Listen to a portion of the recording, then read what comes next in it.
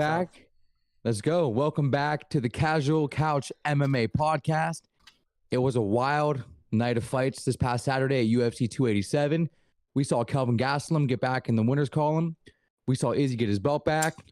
And we found out a lot about a lot of fighters, including Raul Rosas and Rob Font. Crazy weekend of fights. I mean, what were your guys' thoughts on that? So before we hop into this was my thing I texted you guys about. First off, welcome back everyone to Casual Couch MMA podcast. Happy Easter to those who celebrated. Happy Easter. Happy Easter. Hope everybody's holiday was fantastic. I know we have two parents in the podcast, so I know Easter probably a little bit busy. Easter Bunny came. So before we get into the fights, I thought about this earlier because I love warm weather. We're finally getting some warm weather. What is everybody's favorite fight night food? Ooh, Pizza and wings. Pizza and wings is a good one. Amber makes, they're like homemade nachos. She has a plate. She puts we have like those Tostito scoops. Yeah. We put salsa, queso, like all sorts of stuff on them. She puts them in the oven. They come out. Man, bon appetit. I was about to say nachos and cheese is my favorite. Nachos. Next time I come over, there better be some of those. I'll figure it out. I'll figure it out. Oh, by the way, everybody, this is what Brian Bishop looks like. Yeah. No. Yeah. He welcome got his to the webcam. Brothers Cast. Nah, this isn't him. This is an imposter. Yeah, it's actually It's just an some optical guy. illusion. That's just some guy we pay. Yeah. It drinks He sounds like him. He sounds like him. Looks like him, but it's not really him. So I don't know why I thought about that. We got nice weather. Every time I think of nice weather, I think of food. And I was like, man, what do the boys eat for like fight night? Because like nachos and cheese is a big one for me, and then chips and hell of a good dip. Oh, Lawson's, dog. Lawson's. Dude, Lawson's Yeah. all the way. Lawson's all the way. You want a good combination. Like, I love chips and dip. This is a wild card, and I might be the only one on this one. Soft pretzels and cream cheese. Oh yeah, that's Dude. very rare. Never in my had the household. cream cheese. Never had the cream cheese with the soft pretzel. Put the I've cream done- cheese in the I've done microwave. Mustard. I've done the Soft- cheese. Soft pretzels and cream cheese, dog. And I would try nice it, man. cold beer. Penguin City, baby.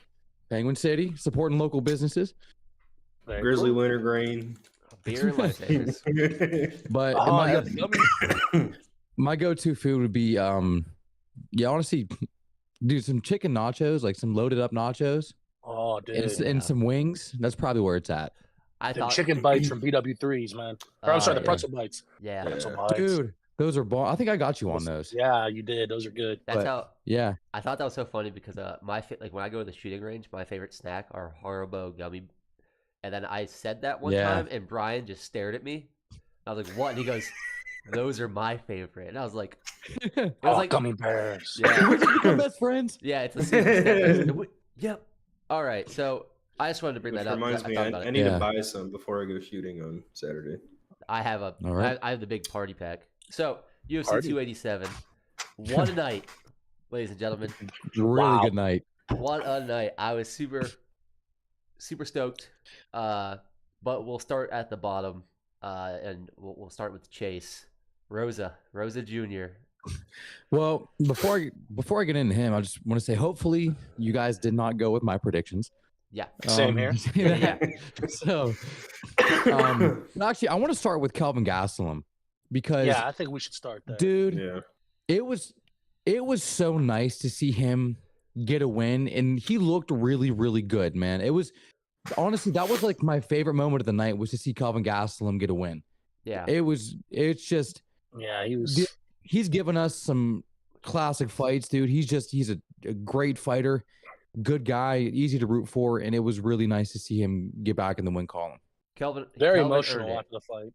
Yeah. He earned Yeah. it. It was hard fought. Who's the guy?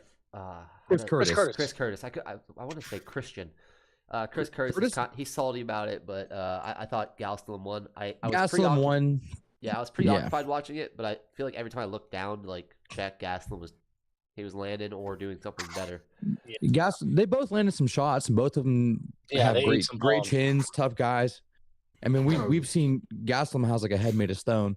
Yeah. So- He's got like a head like Yeah, a fire hydrant. He's Yeah. taking some shots. Yeah. Remember that Whitaker fight, dude? I don't know how he didn't get knocked out. The Izzy war. The Izzy, I don't Izzy. understand. I tell But people all the time he rocked Izzy. Like that's people Hell of always a fight. forget. Yeah. Hell of He a still fight. has it. I'm happy he's back. Kelvin, I've liked Kelvin since the Ultimate Fighter. So yeah, I'm gonna make a prediction now. I think that fight would be in the Hall of Fame if it isn't already. Which one? Gaslam and Izzy? Gaslam. Yeah. oh yeah. I can Yeah. see that. Speaking of Easy. Oh, that, speaking of, they're putting Lawler McDonald too in the Hall of Fame. About time. All-time That classic should have fight. been in the Hall of Fame the night after the fight. yeah, that That should was have. yeah. If you look at fights, honest to God, that fight probably, I think in 2 fights. Remember we talked about this for the one fight I did forget about, but Roy McDonald, Robbie Lawler too should have been there. Yeah. Boris Griffin, Stephen Bonner. and Oh, absolutely. That's the fight that changed everything. yeah, Rory Carlos was really good. Yeah. Yeah, but But the end of the round when they're staring at each other and they're just bloody. end of the 4th round, That's so dude. cold. Oh, it's cold Both moment, of man. their Dude, when noses John are was pushed in. When Big John went to Robbie's corner before the 5th, and he goes, "Robbie, you okay?" And Robbie goes, "Fuck yeah, I'm having fun, John. Let's go." Blood everywhere, lips busted up. Yeah. Big John just looks, smiles, and says, "Okay." Yeah. I miss Big John. What a I miss crazy, it, what a too. crazy But asshole, dude. back to all right, so Rosas. This was it just one of the things people were saying is like this hype train is completely derailed. And I don't know if that's completely totally the case. He's still 18 years old. Yeah. He fought a guy who was 25. The experience difference showed. Like the youth and inexperience of Rosas showed big time. He was telegraphing his takedowns. All he was doing was shooting, wasting energy. He didn't strike at all. Yeah, It he's got 2 for 19 and 3 for 16 on Yeah. takedowns.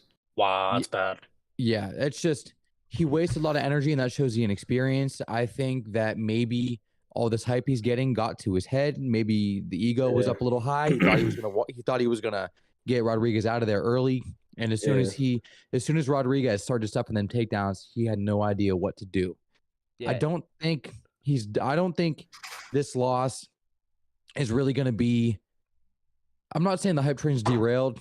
He has a lot to learn, and it just showed that. And the best fighters, great fighters, we find out what they're like after losses. How do they handle that? So Rosa's next fight's going to be a big one to see kind of the trajectory of his career from here. I hope he takes some time Yeah. to get into his next fight. I would take some time and I say this a lot. I talk to you guys about it a lot when we talk MMA. There's nothing wrong with going to not full fight camps, but there's nothing wrong with going to train at other gyms. You don't have to stay home. Right. So I feel like, hey, I failed like the wrestling department. He thought he was like, I mean, he was talking about out wrestling Aljamain. But like, Yeah, hey, okay. you weren't. Like, go. It's okay for you to go down to Florida and train for a little bit, get some wrestling up, you know. But I said it going in. I thought the experience and the age was a big thing. I don't think he's derailed by any means. I think the kid still is going A lot of to be potential. good. Yeah, but Right. I think. Listen, it was what his second fight in the UFC, Yes. Mm, and you pushed Kelvin Gastelum to the prelims. yeah, for that. So Yeah, that's kind of I want to touch on something on that too. I want to touch on Yeah. Rosas and Rodriguez. The biggest takeaway I took from that fight. Did you see the calmness in Rodriguez the entire Yeah. fight? and they were talking yeah. that They were about talking dude about that, Looked dude. like he was walking in the park, like nothing was happening. And if you looked at Rosas' face, he was mad the entire fight. There was nothing he can do, and Rodriguez was just And that's calm. That's the maturity. age and experience and maturity. Yes. I want to know what his coaches were telling him. Well, I think Rosas should take that $28,000 he earns. That's what he made for this fight, and go find a striking coach because he has zero striking. Dude, Yeah, he didn't even if try. he only hit 2 hits out of 19 in a 3-round fight, He looked terrible. that's kind of it was kinda tough. bad. It was tough to watch because I figured he was gonna lose, but I wanted him to do good because I like the young guys. Yeah, I like John Yeah. Jones coming up. I liked Paige Van Zant, Sage Northcutt. Right. Yeah. But again, you talked a lot. Like you were setting the bar real high, Mm-hmm. and then like Pat said, he was Rodriguez walking in the park, man. Yeah. Stay That Yeah, just shows calm. Rodriguez is 26, or 25 or 26. 25. He's young. He's Yeah. a young guy. But I it's, Yeah. mean, he has a lot of time. it's the Yeah, he's got experience. yeah. But that's when we talk about he looked frustrated. That's when you lose, when you get frustrated. Look at Cody Garbrandt. Like Prime example. Cody Garbrandt beautiful, My man. beautiful striker. is allergic to putting his hands up. I swear to God. Yeah. Rocky Balboa. He's also allergic to not letting his emotions get to him in the middle of the fight. Dude, Yeah. he got burned worse than my arms. Yeah. So, but yeah, props to Rodriguez. I tell you what, he looked good. He looked calm. He was in control the whole fight. I mean, Yep. he fought his fight, and hats off to him, man. Looked good. Do you guys think him being frustrated has anything to do with his age too? Because I mean, we've Absolutely. seen Yeah. we've seen He's older 18 guys. years old. We've seen older guys get frustrated, but like they don't get frustrated like that. No, he's 18 years old. He's a kid. I mean, Yeah. we were all Yeah. 18. We all remember what it was like being 18 and getting frustrated. We just kind of The- lose track of everything and just Yeah. start bull rushing into He's stuff. still learning how to handle those emotions, especially in a high pressure situation like a cage fight. Oh, I mean, He's a still cage learning a lot fight, about yeah, himself. but a cage fight, yes, but like you're in the UFC on the main card, your second fight. That's a lot of pressure. Yeah. Yeah. And that's the Yeah. thing too, is we talk about age and we're just now talking about frustration, and Bishop hit it nail on the head. Remember being 18 and we would get frustrated over mom and dad telling us no. Imagine a 25-year-old smacking you in the face, stuffing your Yeah. dick down. Like, I'm gonna be a bit fucking pissed off too. And when I get Dominated frustrated, you. I cry. So I'd be Right. in my corner like, this fucking guy earning his paycheck. Right. this guy won't stop stuffing my takedowns. What the fuck? Yeah. So hats And I off wanna to add the kid, something. dude. Well, that's something what Chase said too about his next fight. This loss can either be the best thing to happen to Rosas or the worst.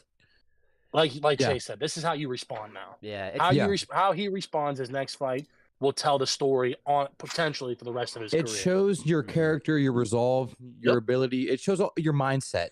And if you don't have the mind, like you can be the most physically gifted person in the world. If your mindset's not there, Thank you. it's it. Like you're not going to win. You have to have that mindset and the discipline, have a short memory, and just keep moving forward and get better. Like It's if you like- sit there and dwell on the loss and let it eat you up, and you just, I mean, some guys crumble after a loss, some guys get better. I mean, we've seen it time and time again. Yeah. I mean, Right. me and Pat talked about it earlier because we were talking about the Adesanya Pereira fight. I mean, for Adesanya, he was 24-1 before he lost to. Well, he was what, Something like that. Something like that. 22 nothing, 21 nothing, whatever. Yeah. Before he lost to Jan.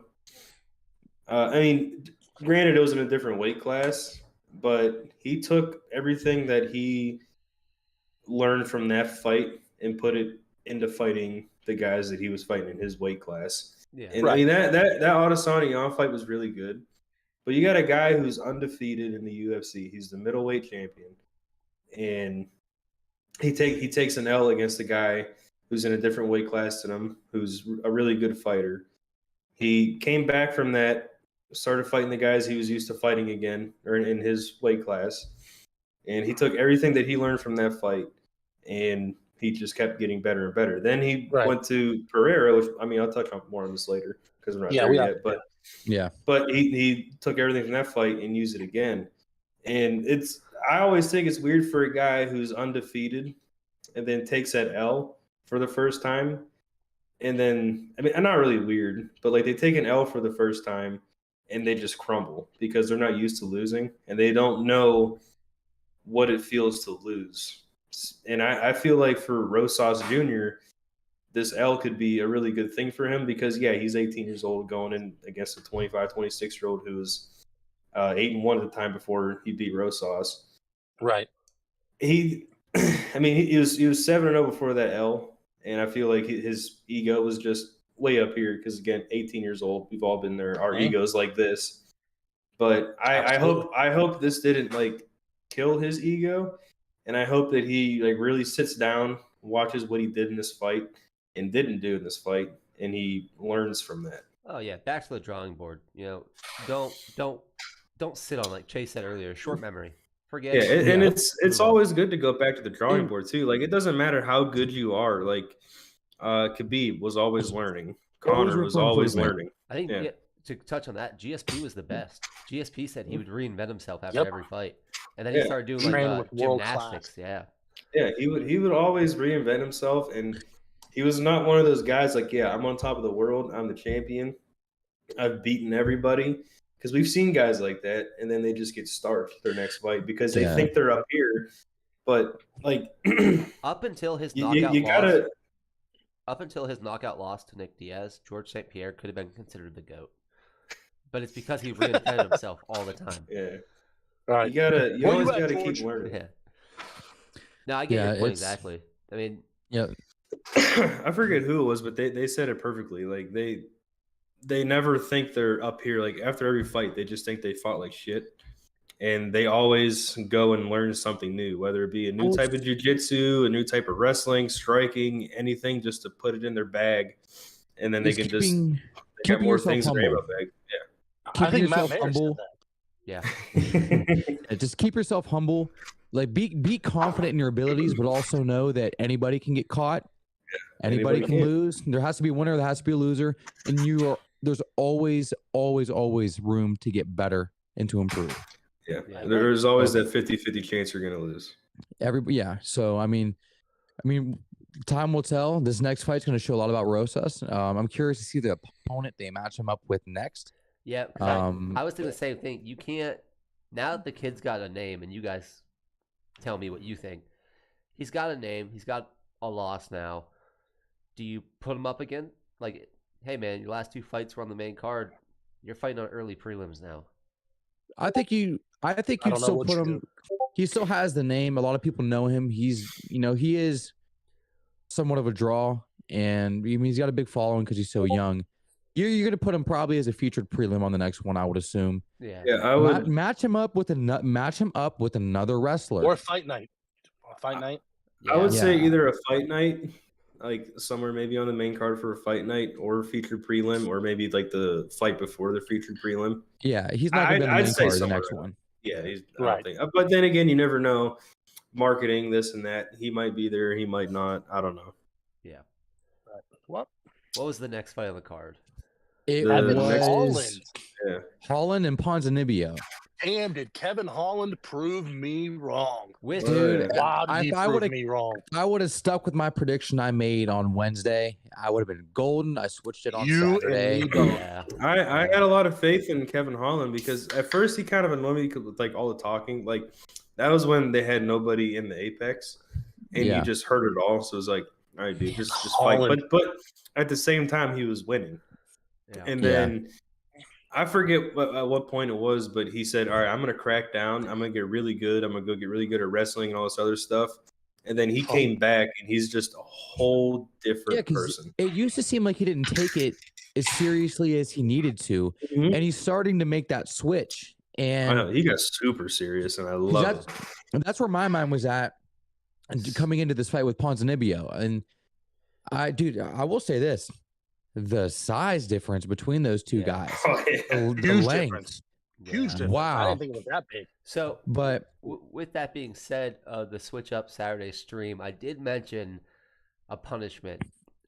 Me and Bishop won. Me and Bishop picked easy. Yeah. Oh, The two shit. of you guys didn't. So I thought of a punishment, maybe answer a question doing an impression. But then I said Okay. King of the Hill. Chase said he didn't watch King of the Hill. So here's one. Chase, where does All right. Kevin Holland go from here? And answer me as Stone Cold Steve Austin. Of course you give him that one. Oh, I got one. all right. Well, Mel will give you the bottom line. I think Kevin Holland gets another a top 10 opponent this time in the upcoming matchup. Maybe not against the Texas Rattlesnake, but I think he gets a top 10 matchup, and I think he keeps improving, gets better, and I think he's going to be moving into title contention after about 2 to 3 more fights. And that's the bottom line. Give me a, oh yeah. Pat, same Okay. punishment. Where does Kevin Holland go from here as the rattlesnake? That's great. That's Stone Cold. Well, it's what old Stone Cold got to say. that little mealy mouth bastard, Kevin. What's his name again? Kevin Holland. I think he makes the top 10 fight. I think he goes in there, gets the job done, and his sorry ass goes up to a top 3, top 4 opponent here in the next 2 fights. And that's the bottom line, because Stone Cold said so. Honestly, hell yeah. oh, yeah. What? Honestly, you guys are actually really good at that. I hope you guys. I lose like this more. impression shit. Yeah, that was actually pretty good. I have some stats here for the Kevin Holland fight. It looks like it was a total striking match, and Kevin Holland was like super fucking busy in there. Yeah, He was He's got active. 67 out of 198, 66 out of 197. Our statistic Oh, guy. You got our- like hold on, Pat. Uh-oh. Holding on, Pat. Hold on, you're having technical Your difficulties. bad connection on your end, I think. It was the Stone Cold impression. There it goes. Stone Cold impression fucked his internet up. Yeah, Brian's our statistician. I like it. I got it up on Google here. Hang on, Pat, you're still messed up. Yeah, hold So, hang on. Let me hang on. We'll give him time to get around. So, whenever he gets back in, we'll go to Pat. But the Holland, wait, hang on. I'm gonna give you a couple more seconds to buffer because it's still freezing. But okay. So well, here's what I'll do. We'll just I'll mute him until he comes back. all right. There you go. So the Ponzinibbio Holland fight. Honestly, I thought Ponzinibbio wasn't aggressive enough, and the leg kicks he was throwing were landing. They were working well. My biggest thing from him was he turned his back to Holland a lot. Yeah. He turned his back to him so much, and I didn't understand. I mean, it was just poor footwork or what he was thinking in those moments. But the leg kicks were successful. He was able to close the distance on Holland a few times. Like, he just wasn't being aggressive enough. And when you're fighting a guy that has that much length on you, you can't look to counter that. You have to push forward and close the distance. And he just didn't do it.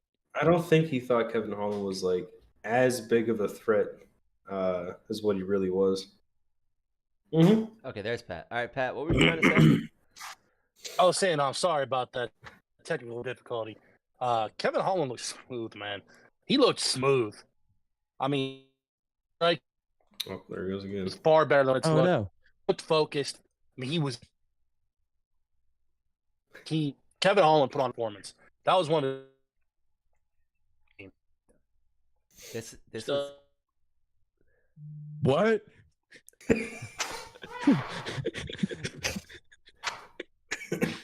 what's he used to join the Discord call? iPad. All right, there Pat, he is. your No, video's going now. All right, Yeah, here. now- I Go don't ahead, know start what's talking. going on. No, dude. you're good now. You got you. Perfect. I think my son's up there turning on plugging in the Wi-Fi and plugging it back. See, you got to get yourself the St. Patty's Day cans and get lucky.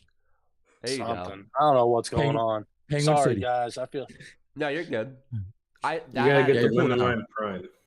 Have Prime internet. But all right, let's try it again, Pat. Kevin Holland. one more looked good. time. We good?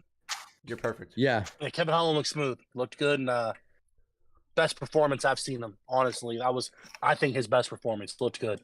Good for Yeah. Kevin Holland. Prove me He wrong. looked really- Prove me yeah, really completely good. wrong. I think we all had Ponzinibbio. I know I picked Ponzinibbio from the gun. I stuck with him, so I Kevin lost that Holland. one. Did you have Kevin Holland? I did. That's my boy. Bit. Damn. Oh, shit. I think Bishop won the predictions for the weekend. But I think you did too. Well, Yeah, but I it's picked because I he did- picked Go I ahead. picked Masvidal. Just because Masvidal is my dude, and I like Masvidal. Yeah, we gotta give some props to Masvidal when we get to that fight because Yeah, we got some. Because let's move on to the we got next some fight where appreciation we to show. all dropped the ball, and I'm so Dude. mad because we talked about how much we love Rob Font, but all Yeah. of us picked Giannis. I didn't I pick picked Rob Giannis. Font. Except I for picked Bishop. Rob Font. Yeah, except for Bishop. What? Well, we have to go back. We're gonna have to go back and fact check I Bishop's picked Rob predictions, dude. Font. Did you? Did I you for a both? You? fact picked Rob Font. You guys asked me, and I strictly just said Rob Font, and that was it. I He picked did. Rob Font, He too. did. Me and Matt were off. Yeah. Well, here's the thing. I had Rob Font, and then you guys That's were like, depressing. "Let's go live Saturday," and I switched up. Yeah, I switched up too on it, Yeah. and it was just What a knockout. See, my son was sleeping on me, so I couldn't get on, but I stuck with Rob Font the whole time. I read your text to the group. I read your text because as we got to the main Yeah. event, I said Bishop said Izzy's got that dog in him. Yeah, that's why he had that dog collar. He's got that dog in him. Yeah, so we'll get to that. Dog. When we get to that, we'll get to that. But yes, Rob Font, Yeah. what a beautiful KO. I'm so mad I switched up. I'll never So- bet against that guy again. the one thing. So Rob Font, man, he was number 6, and they were both landing some shots. Like it was somewhat of a slugfest. Rob Font hit him with that like shovel hook, Beautiful. and right on the jaw, man. That was clean. Would you like the And so- statistics? Read them off. Let's go. Go All to right, statistician. I love it. Total strikes, 33 for 75, same as significant, and 0 for 1 on takedowns from Rob Font. Adrian Yanez, 25 for 54 on total strikes, same thing with significant, no takedowns and no submission attempts. It's an 8-strike difference, man. That's not That much. was a but- round 1 KO TKO in 2 minutes and 57 seconds. So there Yeah, are that shovel hook was that was a picture ball. perfect. Yeah. There are He- 2 things that I took away from this fight. Number 1, Rob Font is still for real. He's took out a real legitimate contender and a good striker in Yanez. He has a top 5 matchup coming up. He has to. Yeah, he He- deserves Against So- who do you think? Peter Yan. That's exactly where I was going. Yeah, Rob that's a Font, good one. Peter Yan. I'm looking at the rankings right now on my phone, and Yeah. Peter Young's coming off a loss, but he's still number 4. Rob Font coming He got off 3 a win, losses in a row. but Yeah. he's 6.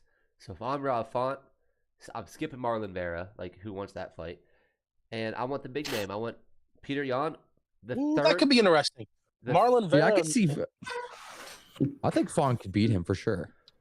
Font and Vera could would be be Vera. really interesting. Yeah, it's But either the- Corey Sandhagen, who wants to fight Love Merab. Sandhagen. He wants to fight the number 1 guy. He wants to fight Marab, and he's earned it. Yeah. So if Yeah. I'm Oh Rob yeah, he Font, has. give me Peter Yan or Sugar Sean. No, not Yeah. Sugar Sean. It won't be Sean. He's number 2. Who's he Sean's gonna fighting fight? for a title next. Sean's number 2? After Sean's Cejudo and Sterling, Sean's fighting for the belt. I think that's pretty much almost confirmed. I would love to see Sugar Sean O'Malley be champion, just because everybody would be so fucking mad. My little skittle-haired rainbow Dude. warrior.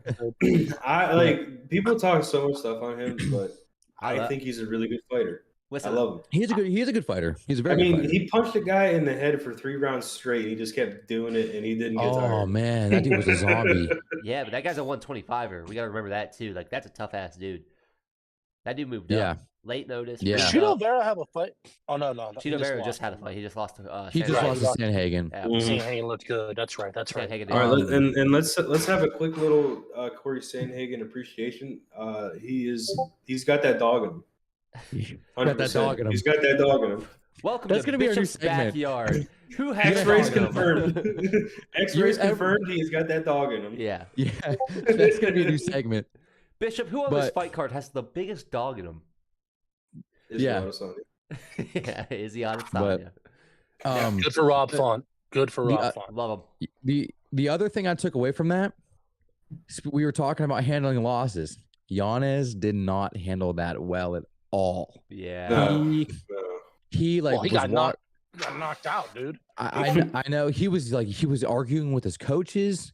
He was like, you could tell his whole demeanor. He was walking away from the ref before they were raising hands. Like, look, losing is the worst feeling in the world. Like, losing sucks, But it's also one of But- the best teachers. but Yeah. it is. And at the same time, like you have to show character and just get better, show respect to your opponent. And Here's it the just thing. though. it showed Yanez slightly immature in my opinion. And honestly, the way he looked in that octagon post loss, I have doubts about him moving forward based Joe on his Rogan. demeanor. Joe Rogan interviewed. I know I'm bringing this up. He interviewed Alistar Overeem after the Stipe Miocic fight, and and I remember Joe Rogan said Alistar said, I felt a tap. Okay, Yeah. afterwards, Joe Rogan came out with something. And he said, from now on, I will not interview the loser of a fight after Yeah. he's been viciously knocked out. Yeah. You look at Giannis, I mean, he was knocked out. That was vicious. Yeah, he It was. I He got started. understand where you're coming from. I understand where you're coming from. But at the same time, that man in that moment, I don't know if he's ever been knocked out like that. He was I don't out know of if he it. has. Yeah. Yeah.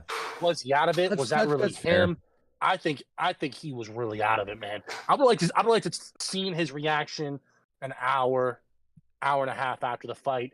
Get his, calm down, get himself back. I mean, he took a vicious shot. I mean, it was. I understand where you're coming from. He was arguing with his coaches and stuff, but was that really him, or was it the fact of he was out of his mind? I mean, literally. Yeah, and Sometimes those guys, when they come out of it, like, I mean, we've seen it like a couple of times where, the ref's on them just trying to make sure they're okay, and they come out of it and they start going after the ref thinking it's their opponent because they don't know. They come out of a slumber and they're like, what the fuck's going on? Oh, this is the guy I'm fighting that's on me right now. Yeah, that's out of it. I've been to like jiu-jitsu tournaments where people like get choked out and like they attempt to like fight the ref.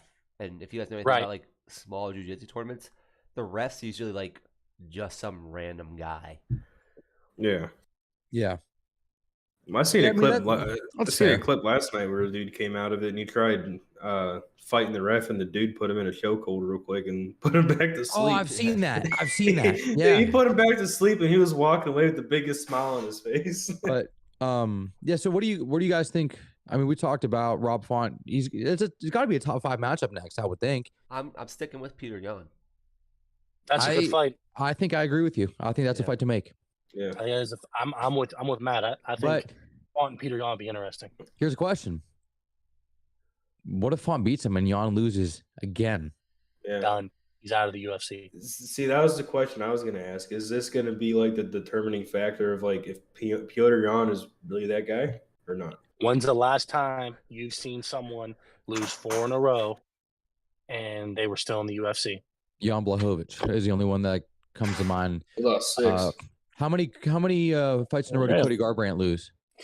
3 was 3 or 4? 3. 3. TJ, Kai Car France. No, because Munoz. I think he lost 4 in a row. 4, yeah. TJ, Munoz, Kai Car France. No, but he knocked out a Sun Sao at the buzzer in between that. Yeah, so he lost 4. He lost 4 out of 5. That one when he was hanging on the cage. Peter Yan loses another fight, especially to a Rob Font. Peter Yan's done. Well, here's the thing. And there was not a bigger in this group. I loved Peter Yan. You were big on him, man. In the world. Yeah. At his time, I thought he was the boogeyman of that division. He was the best in the world, and then he lost. He had the controversial loss to Aljamain, and I think his confidence just dropped. With that being said, Aljamain is good, and he beat Peter Yan that second fight, and he proved he proved he's good. Now, with that being said, Bishop, does Peter Yan have a dog in him? Or do you need to see more leading up to a next fight? Do you need to see it? Is he still a pup in your eyes? I mean, I don't know. Like I think he's just like, because I don't know how much English the guy can speak. Dog or no dog? That's what I want to hear right now from you, Bishop. Dog or no dog? Dog or no dog? Well, I mean, Old Yeller. Is he going taking him behind the woodshed? I mean, I don't. I think he's on his way to the woodshed, to be honest with you. So, but like my thing is, I don't know how much English the guy can speak, and I think he's just thinking about that the whole entire time he's fighting, because I don't know if he could understand who's a Herb Dean saying downed opponent when he threw that knee, because it happened pretty quick, right? And he just started him real quick, and the fight was done. He got disqualified. And let's talk about that Oscar-winning performance by Aljamain Sterling on that fight. Yeah, bravo, dude. The only other time you can think of something like that, like very accurate. I'm not sure if you guys remember this fight. Rumble, this like this. Koscheck like this is. much, and Koscheck goes. Oh, the match guys lose. What was that? Oh, you froze for a minute. Go ahead. Oh, yeah, Koscheck, dude. That knee missed by a mile, Yeah. and then Joe Rogan like even says like if you go back and watch it, Joe Rogan's like that knee didn't hit him. Yeah. Like, it was that and the And- eye pokes, man. John Jones, Mark Hamill. No, that's Well, DQ. that was a Dude. 12 That's a DQ. Like you're. I was a 12-6, but I was thinking, sucks. dude, Mark Hamill. the Covington Usman fights. Yeah. Usman put on some good performances. He faked Jones a fought few. Skywalker? I mean, Usman faked a couple shots because he was hurt and tired, and he faked a low blow. And I mean, yeah, there's a couple fighters. I said Mark Hamill. I meant Matt Hamill. Apologize. Yeah, I was gonna say, did John How did Mark Jones Hamill, fight Luke like- Skywalker? Yeah, He Does just he would have have cut the his arm force? off with a lightsaber. But he what have a the great force? performance by Mark Hamill. Like he's great at everything. Matt Yeah. Hamill. He did the Luke Skywalker voice. He did the Joker voice, Yeah. and then he even had a lightsaber in the ring. Yeah, he's also good for playing him. Burt Kreischer. He's also playing Burt Kreischer's dad in Burt Kreischer's movie that comes out May 26th. Nice. Shout out Machine. First Kreischer, the machine. Shout out Burt Kreischer, my favorite stand-up comedian, or one I of was- them. we Top always three. like we joke around about like sponsorships, but like, hey Bert, Hey Bert, Hey, Bert. Birdie boy, Bert, we Bert, appreciate Bert. you. hey big man, Hey, love bring you. the Kool-Aid. yeah, You brought him, yeah, gallon of Kool-Aid. yeah, Or in the words of Gordon Ramsay, "Hey, big boy." hey big boy. So, So Rob Font next fight, would love to see Peter Yan Rob Font. Next fight, yes, was the Oh. co-main. there's a lot to And- unpack here. Before we get to anything, I do want to say one. That's just flow of hair. Let's Yeah. not watch this right now. I've been watching Right. Jorge Masvidal since he was fighting in the backyards with Kimbo Yeah. Slice. I mean, I remember all that. And, went on a little losing streak there. And then he reinvented himself, and he went on that run. And Yeah. he became one of the biggest superstars that the UFC's ever seen. And Also, the baddest Jorge Masvidal. motherfucker. He's the Yeah. baddest motherfucker. He did. We Yeah. BMF. So I Um, thought my thoughts on the fight are they went a bit different. I thought Burns could have finished. I agree. Burns went on I think this, he could have too. he went on this weird like Masvidal was greasing up, but you had him. He you had him- apologized today. He did apologize for that today, but Yes. even besides that, you had him hurt standing. Bad. And I get That third He was round, he could have cautious. finished him.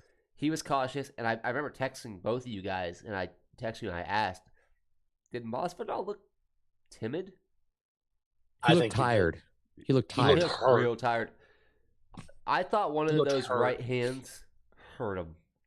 And I think, Yeah. Yeah. I think It Yeah. really hurt him. I think Burns earned Masvidal's respect real early in one of those rounds, Yeah. and he was like, "Yo, whoa." The one thing you see about Jorge Masvidal, especially later in his career, you ever notice when he gets cracked, he smiles and tells you come forward. If you Yeah. watch his fights, he's hurt. It was early. he got rocked. I agree. I think Burns could have finished him. He should have finished him. But I think also that maybe there was a little bit of that respecting of, I don't want to finish this guy. You know, Yeah. honestly, I believe that because there was a couple moments I'm like, man, if Burns rushes him, he's gonna get him out of there. With But- that being said, and it's like mad respect to Jorge. I love Masvidal. I've been a Masvidal fan, same as you, since the backyards. Yeah. But him, and I'm a huge Diaz fan, like huge Nate Diaz fan. Love Nate Diaz. We've got to be honest. Grab me a beer, please. We got to be honest. How's my wife? Were they ever MVP. like? Were they ever great? They were never great. They were good. They sold Moments. tickets. They had flashes. Moments, yes, but they were never like Nate was never George St. Pierre. He was never like No. the GOAT. No. He was always But here's just the- good. On any given night, I believe guys like Jorge Masvidal and Nate Diaz on any given night could take the best fighter in their division to the limit. Mhm. We see Oh, what absolutely. happened with Yeah. Nate and Leon Edwards. Nate had Leon beat. Hurt. You know, bad. Jorge Masvidal, Kamaru Usman won. I believe on any given night, guys like that can beat the top guys in the world. Yeah. Were they ever great like a GSP or an Anderson Silva? No, they weren't, and they don't belong on that level. But what they did bring was excitement. They brought the money. They brought the fans. You know, they brought a lot of Chase will have it They on brought a lot of TikTok later. I'll show quote you. unquote casual fans I made those two do Stone Cold to the Steve Austin pay-per-view. impressions. So or to the game. You know, that term casual fan, casual couch MMA. Casual couch, Yeah. baby. But you know what? Casual spend a lot of money. And that's what guys like. Spend a lot of money being a casual. Spring break, and now Miami's it's a yearly home. Yeah, Real we'll fast. talk about that too. Yeah. Like, yeah, man. It was on any given night, either one of those guys could shock the world. Oh yeah, Nate's done Absolutely. it. Jorge's came close a couple times. Nate sure as hell did it with McGregor. So well, Jorge's done it. When Jorge knocked out Darren Till at home, Yeah, that was big. his moment. You got to remember, Yeah. Darren Till is The the flying UFC's knee? killer. Yeah, that's when flying he knee, was. Yeah, That flying Yeah. knee, man. Ben But Askren. Bishop, Jorge Masvidal, dog or no dog? Well, he's got that dog in him. He's got that dog in him. He's always had that dog in him. He's always had that dog in him. Absolutely, man. I Love it. love I Jorge. mean, Also- Jorge Masvidal was like, anytime I heard that he was fighting, there was like some kind of like, I don't know, like aura about the fight, or just like anything going you on. want to see it. Oh yeah, And like, Violence. and then the other thing is, Valencia. it's like anytime I heard his name, people were just like so afraid for the guy he was fighting.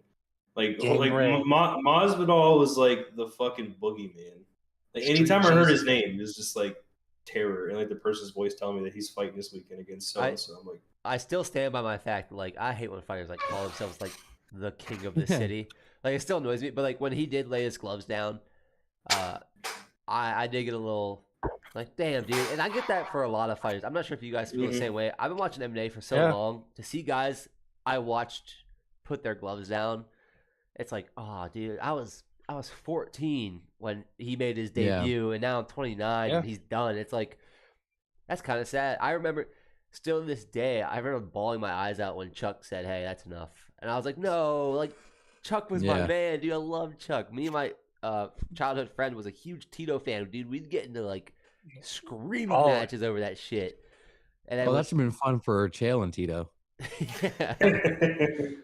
But when Randy Couture walked away, I mean, yeah, and honestly, for the three of you, it'll affect me a lot because I'm a huge fan of Stipe, but you guys are bigger fans.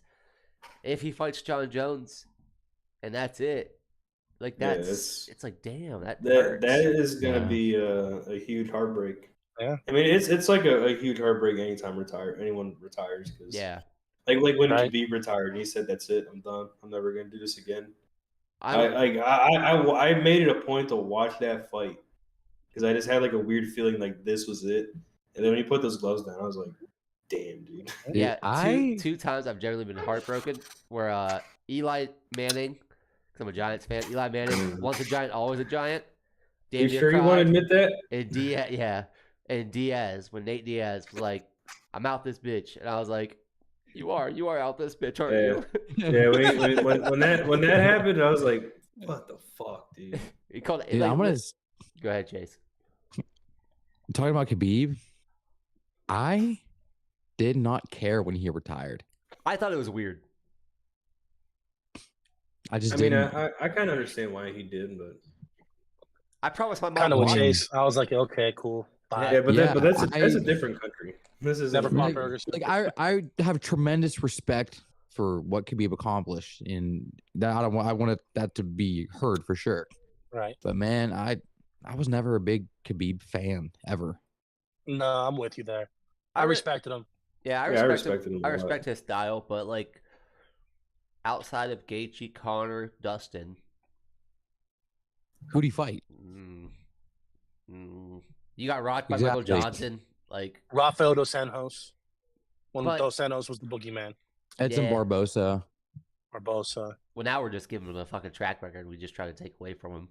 Well, even then, I'm like, Edson Barbosa was good, like almost a decade ago. I mean, and he's still good. He's still good, but he's a different guy. Something happens to guys when they fight Gaethje. Like, dude, James Vick, Tony Ferguson, Edson Barboza. That was my dude. Yeah, like something happens. Kukui. And I love Justin Gaethje. I just think, he's another guy. We're talking about retirement. Like, he's like, yo, when he retires, I want to. Yeah, when he retires, I'm gonna be upset because, dude, anytime you see Justin Gaethje on a fight card, you know that's fight of the night. Oh yeah, 100%. That dude, he's got like 19 performance of the nights and fight of the night things or whatever. He's got 19 bonuses or something. He's gotten a bonus in every single UFC fight he's ever been in. Uncle Chael said it best. My man Chael son. Anytime you have a question at 155, the answer is Justin Gaethje. Period. That's it. That's good. Just insert Gaethje. You'll be okay. He's the most exciting. He's the most exciting fighter in the sport. He really is. You put him up against anyone, and he'll show you what that person's really about. I agree. It is super hard for someone to like, unless Justin Gaethje stops listening to his coaches and kind of lets his emotions get to him. Well, that just he's gonna show you who the fuck you really are. Yeah, because Trevor Whitman's really good with Gaethje style. Whitman's he is. coach. Yeah. Whitman, Whitman's a dog. Another thing about Trevor Whitman, anytime his fighters lose, he's like got the biggest smile on his face. I don't know. Yeah, dude. I never noticed it, but like I just seen memes about it. This dude's like cheesing when Kamaru Usman got knocked out. Well, I want to go back to the fight. We kind of got off topic, We do that and everything. Gilbert Burns. We didn't talk anything really about Gilbert Burns. Yeah, Burns looked good. Stand up looked good and everything. What is next for Gilbert Burns? What do we think is gonna happen? We all know that he called for the title shot. The guy that's supposedly will fight anybody. Now he's saying, you know what? I'm not fighting until I get a title shot. So does he get the shot after? Does he get the winner of Covington and Edwards? So based off of Dana White's post-fight press conference on Saturday, Gilbert Burns said he demands to be the backup for Edwards and Covington. Right. Dana White was all for it. No mention of Muhammad. And answers our question. Gilbert Burns said that if he's not next in line for the title, the UFC release me. That's what he said. Yeah. And I think he's getting the next title shot after. He's getting the winner of Covington Edwards. Matt? He's going to be the backup fighter regardless. I can't control that. It's acceptable, whatever. You beat Masvidal. I don't see that as a huge welterweight accomplishment. No. If I'm Dana, you're fighting Bilal next, and you two are fighting for first place. Bishop? Well, I kind of had a thought in my head, but then it kind of went away just from what Matt just said. But I was going to say, like you said, the guy that'll fight anybody, but he's demanding a title fight or he's not going to fight anymore. Right. I was going to say that they might give him one more fight after the Covington Edwards fight just to, whatever. But I think he's going to probably either going to fight Bilal Muhammad or he's going to get the title shot. Okay. So this is what I think is going to happen at 170. I think Gilbert Burns will get the shot. He's going to be the backup fighter. I think he will get the winner of Edwards and Covington. I think Bilal Muhammad will fight Kamaru Usman. I can see that fight happening. Unless Usman is hurt, he can't take it. Usman's body's pretty beat up. Yeah, he's pretty fucked up right now. Yeah. But even if that fight doesn't happen, I see Burns getting a shot. Even though he might not deserve it over Bilal, I think he gets it. Yeah, I don't think he really deserves it over Bilal. I feel like Bilal just kind of gets like pushed to the back burner a lot. I tell you what, like you said, he's like Benil Dariush. Yes. I would like to see Bilal versus Burns. I think that's a great fight. Mm-hmm. It's a really good fight. But even talking about clear established number one contender. Talking about people who deserve it, do you guys think Colby deserves the next title shot? Yes. I don't know. Yes. I personally think yes. I don't think so. Now we'll explain why. Yeah, start with Pat. Yeah, Pat, I want you to explain your reasoning.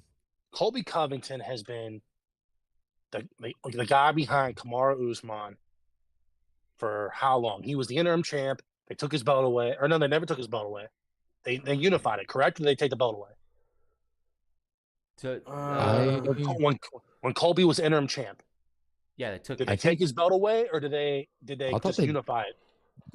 No, I thought they took it. They took it. I thought they took it.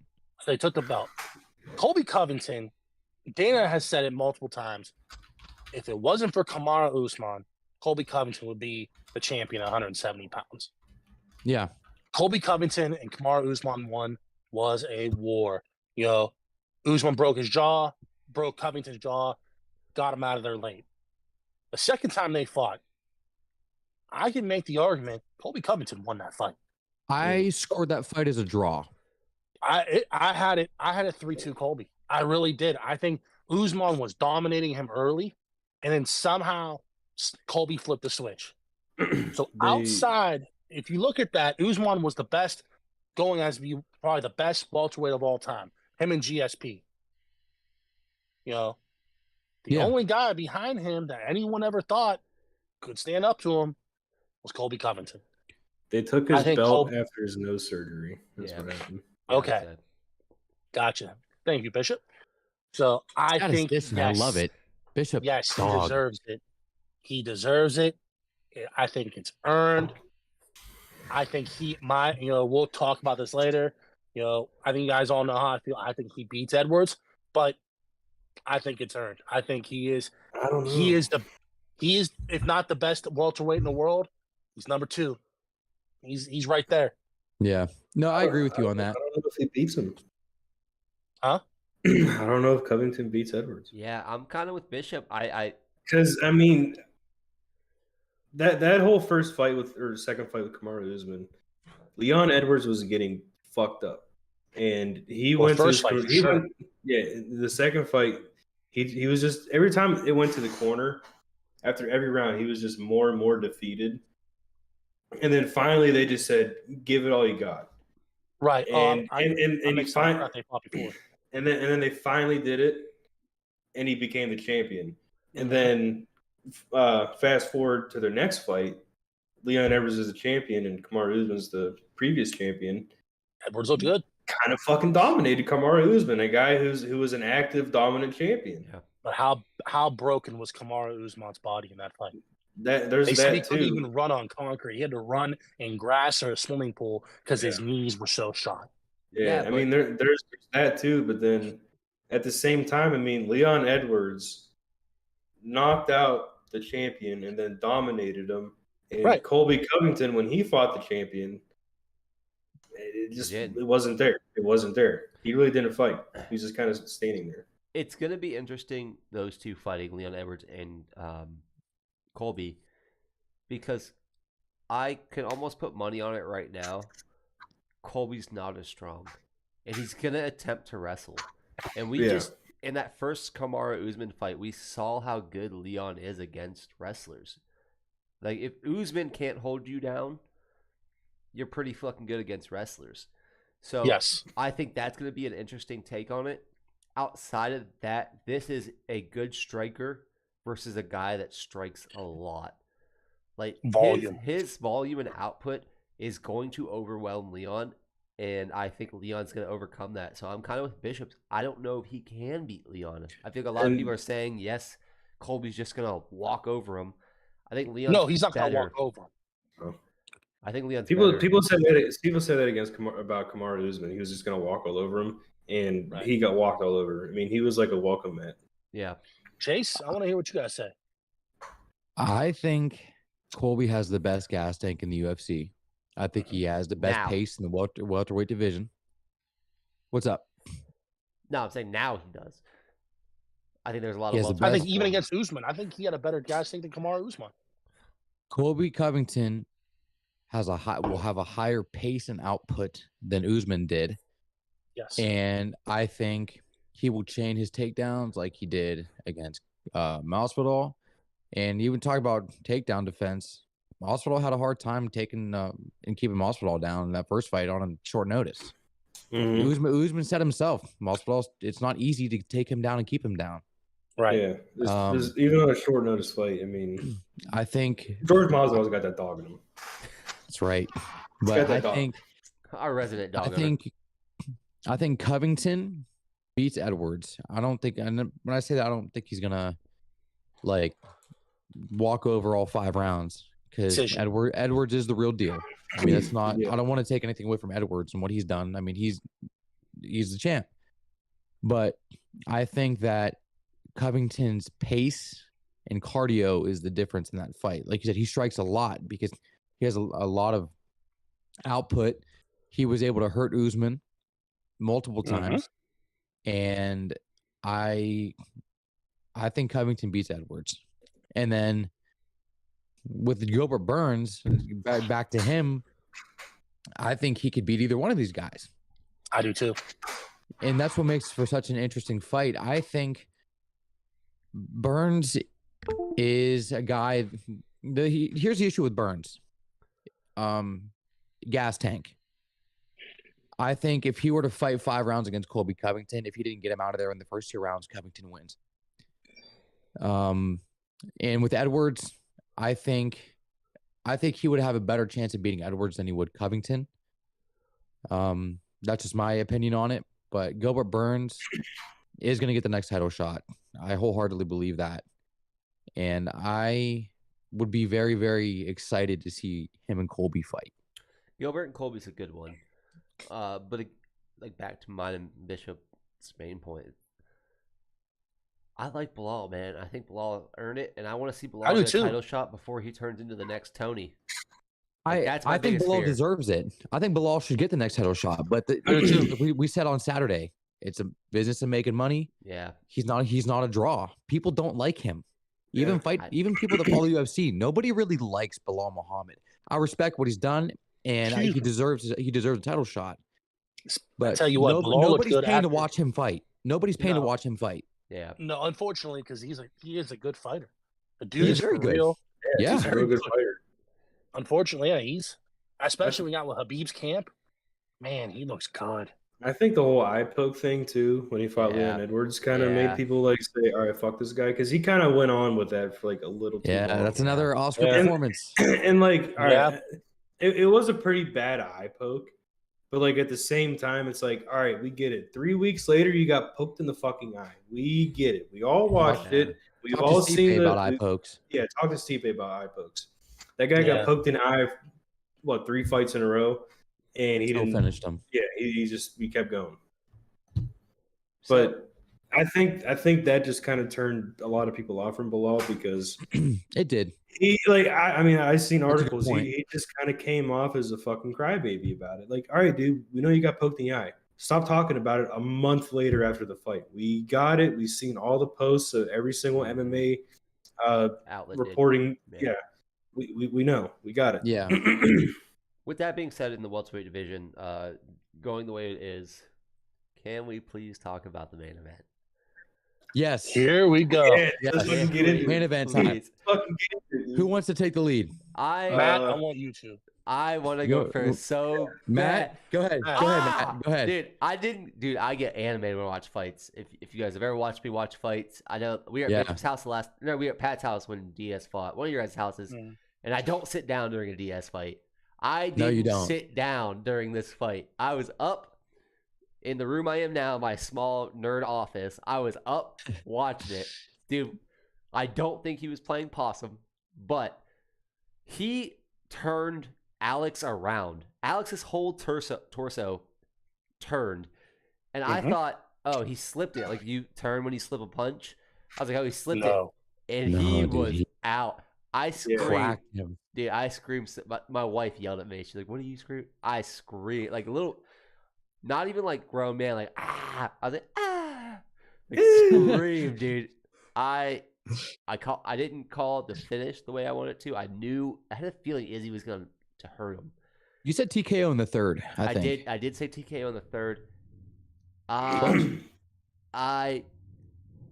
What a performance by Izzy. He threw everything he had in that one shot.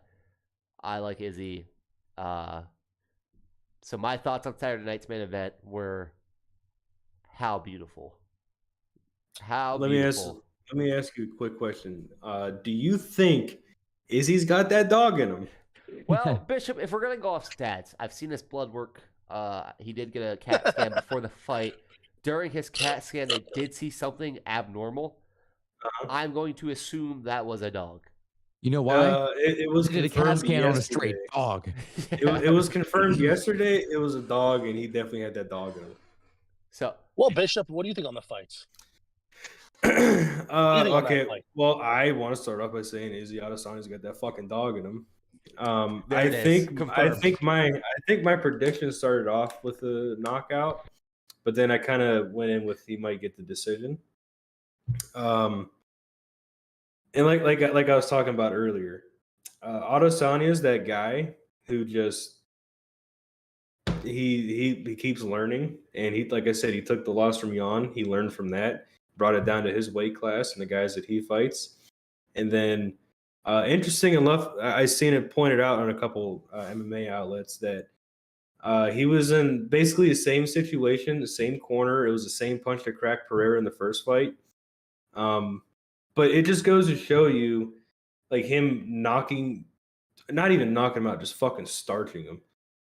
Starching Alex Dude. Pereira like the way he did, it just goes to show you that Adesanya really is that guy, and he Mental definitely toughness to the max. deserves to be a champion. I mean, I don't know if you guys follow him on Instagram or any of his social media. Yeah, I do. But just Don't, because he's so cringy. oh yeah, that too sometimes. But like, I mean, if you just pay attention to him, that dude, he is like the most confident guy in the world. He believes mean, Well, I in did himself. say that and going into that fight. He never Yeah. lost his confidence. Yeah, So- that dude. I mean, he could get fucking knocked out 6 times in a row. He's still gonna be confident and thinking he's that guy. I mean, Yeah. his mental fortitude is just way up here. Like that's what champions are made of. Yeah. and that just goes to show you like what Israel Adesanya is, because I mean he had the same punch on Pereira that rocked him in the first fight, and he learned from that. 5 You more know, seconds. he just, I mean, if he would have had more time in the first fight, he would have beat him. But And this we time saw that Saturday. That proved 5 it. more seconds. this time he had more time. He learned from his last mistake, and he finished him off. I mean, Israel Adesanya is really that dude. I mean, you said it 3 times. He is. yeah. Yeah, He I mean, is. he's He got is. that. He's got He that is. fucking dog in him. I mean, I've heard so many people talk about Israel Adesanya saying, "Oh, he's just a showboat and flashy, whatever." He's not. I mean, that's who he is. I mean, he doesn't change like from the press conference. Well, it will go from fight camp, press conference, weigh-ins to the fight. He doesn't change. He stays who he is, and Yeah. he incorporates his personality into his fighting style, and that's what makes him so great. I mean, the guy just every time he shows up, he puts on a hell of a fucking performance. And I Yeah. know like his past couple fights, people saying he's boring and all that. He But he took wins. what he took what He he ain't learned boring. from Jan Blachowicz, and he's being more. I wouldn't say passive, but he's not just calculated. yeah. He's being more calculated, which is a good He's thing. being smarter. Yeah. Yeah, Well, which yeah. is a good thing because you can only take so much damage as the Right. years go on. I mean, we've seen it across every single sport. Guys in football, guys in basketball, some guys in baseball, hell, even soccer. I mean, they can only take so much damage to their bodies when they're just because you got these guys who say, "Oh, I did this at 25. I'm gonna keep doing it until I'm like 35." And by the time they're 35, they can barely walk. They can barely say their fucking names half the time because they're just so beat up. Drunk. They're just so beat up. That was a big So- thing. Was a lot of people were saying before. You guys, Pereira brought back contender Izzy, and contender Izzy is a lot scarier than champion Izzy. Yes. That's good. Yeah, So, I agree with that. Chase, what's your You want to breakdown? you want to close this one out, Pat? I want to close this one All out right. 'cause I have a All right. very interesting take on this fight. All right. Well, I think that. Well, I want to start by saying this. I do not like Israel Adesanya at all. I don't like him at all. I tried watching his post-fight press conference. 45 seconds in, I'm like, I can't with this dude. I can't stand him. That being said, I have a tremendous amount of respect for him. He is one of the best fighters. Period. In the middleweight division, he is one of the greatest fighters we've ever seen. And I did not think that. I thought Pereira was going to win, and I thought Izzy was. I thought that was his kryptonite.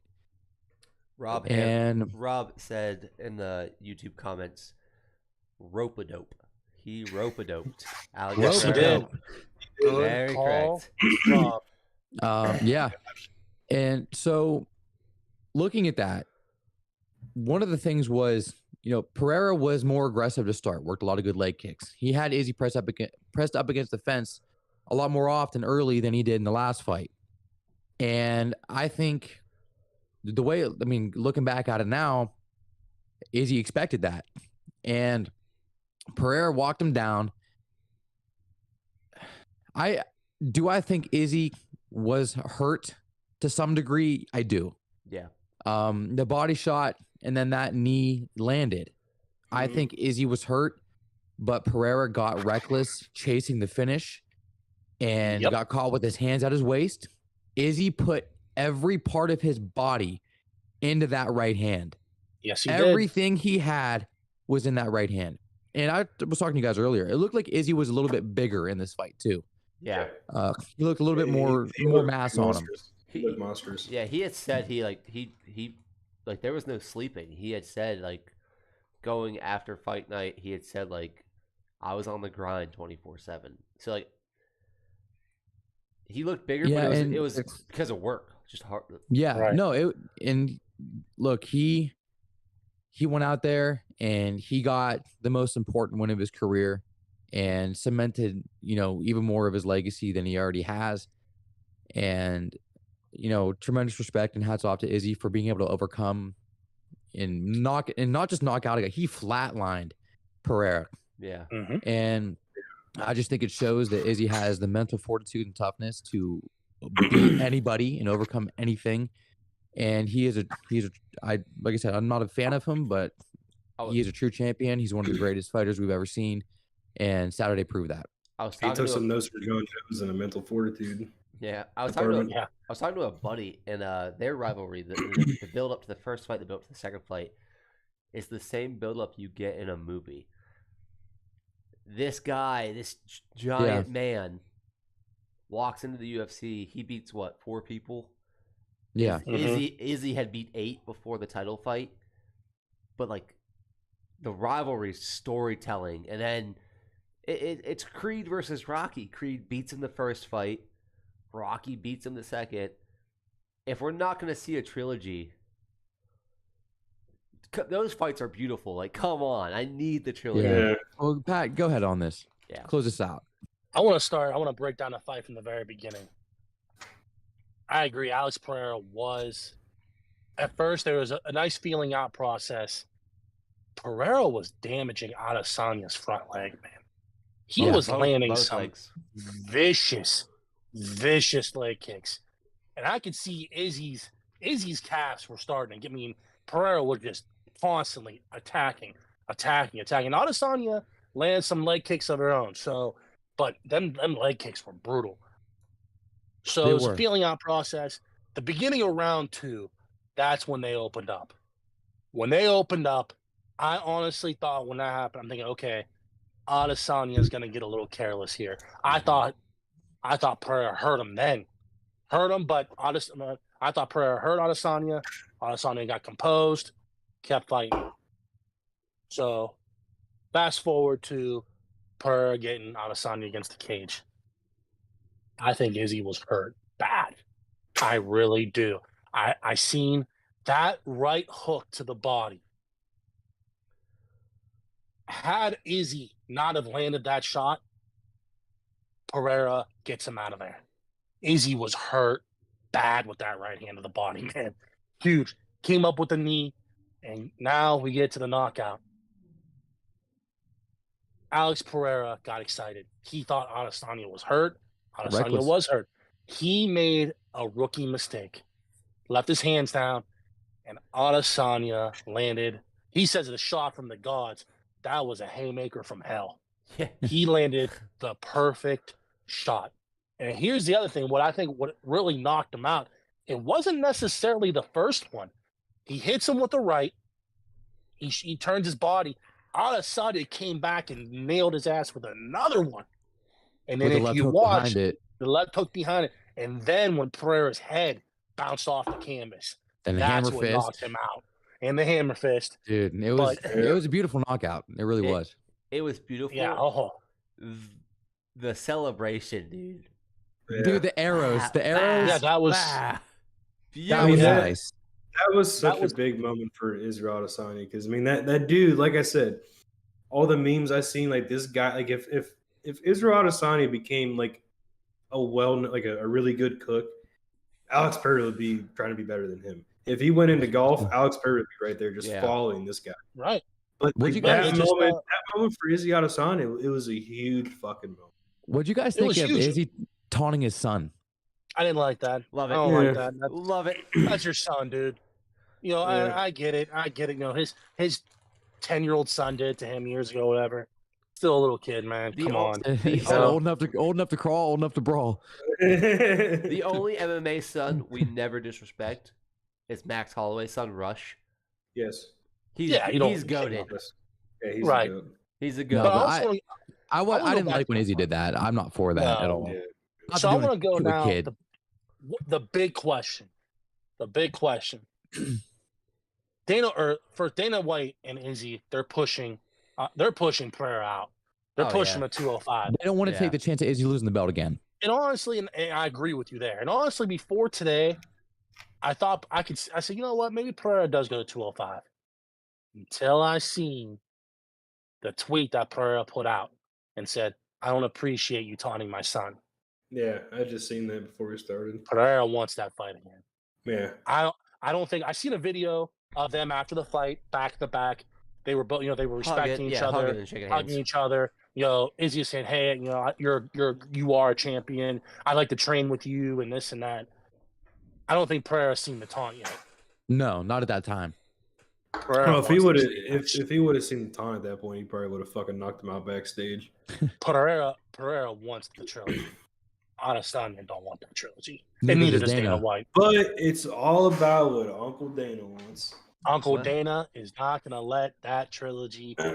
But then again, at the same time, like we've all said, Alex Pereira is huge for that weight class. Big dude. He is. Big He is. He's a massive guy.